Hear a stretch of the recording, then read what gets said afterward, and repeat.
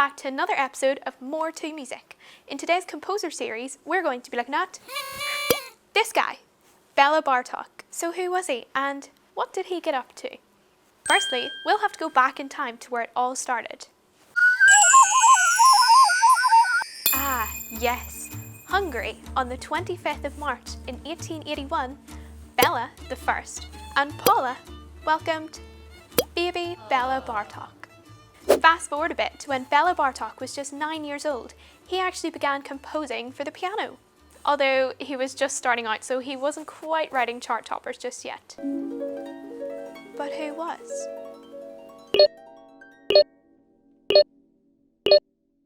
Hello and welcome back to 1890's most famous composers with me, your host, Lucy. Let's jump right in. And in at the spot of number 5 we have Wagner.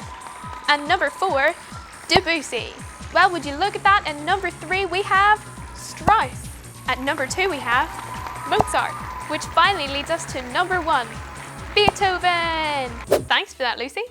So back to Bartok. When he was just a teenager, he was accepted into the Royal Academy of Music in Budapest, and that's where he met this guy, Zoltán Kodály.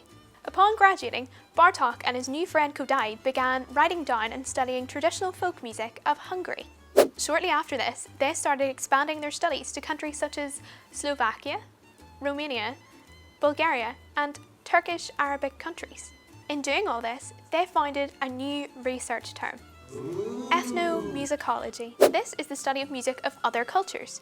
In his lifetime, Bartok collected over 10,000 recordings of folk tunes and wrote them all down. How about you? Do you know any folk tunes? I'm sure there's a few that you didn't even know were called folk tunes. Just think of those little examples like Greensleeves or Mary Had a Little Lamb. They're all folk tunes. Fun fact, Bartok was actually inspired to collect all these folk tunes when he overheard a young nanny singing Transylvanian folk tunes to the children in her care. This sparked his lifelong joy for folk music. Can you imagine if he hadn't heard that? Okay, so what is folk music? It's a type of traditional and generally rural music that's passed down through families or communities. It's normally learned by ear or by hearing, so no music notation normally exists for it. Until now. When Bartok started recording all of these tunes, he transcribed the music for them too, so that everyone could enjoy them. Until then, this folk music was rarely heard outside of its own community, and now it's heard widely across Europe. When he came home from his travels, Bartok began composing again. But now his music had changed. He'd adopted all these traditions from folk music. Things like modes, which were old scales that weren't used much anymore, asymmetrical rhythms, which is using uneven numbers in your writing. He also began writing percussively for the piano, which is using displaced accents on offbeats, as well as those asymmetrical rhythms that we just talked about. So Bartok liked to make remixes? Here's a piece for you to listen to. It's called the Yugoslav theme, which, as you guessed it, is a folk tune from Yugoslavia.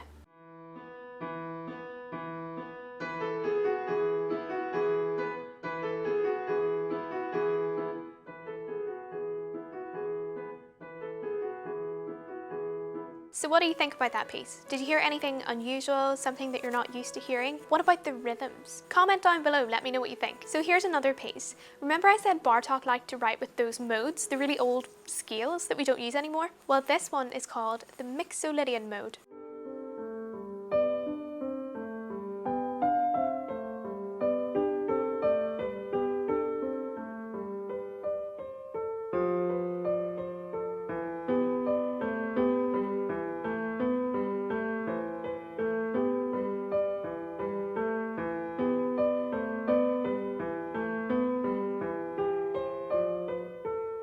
How about that one? It sounded a bit bluesy to me. What do you think? Comment down below. If Spotify were around in Bartok's day, his most streamed album would definitely be this one, a collection of piano pieces called For Children.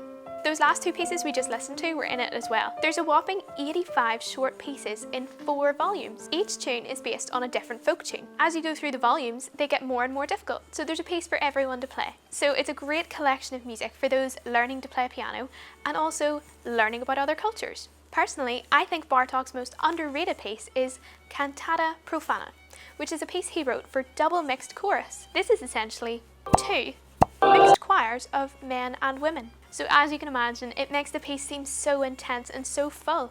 I can only just imagine what it's like to hear in real life. It was also inspired by Romanian folk tunes that Bartok collected in Transylvania, so it has that bit of history in it too. Definitely give it a listen and let me know if you can hear those folk tunes interwoven throughout. Did you know the oldest folk tune is called Hurrian Hymn Nickel, which is apparently dated back to around 1400 BC. This is it here. It was written on a slab of clay. Do you think you could play that? It doesn't really look like our music today, does it? So that's it for today's video. Comment down below any folk tunes from your country, and also don't forget to leave a comment of what composer you would like to hear about next. Thanks for watching, bye!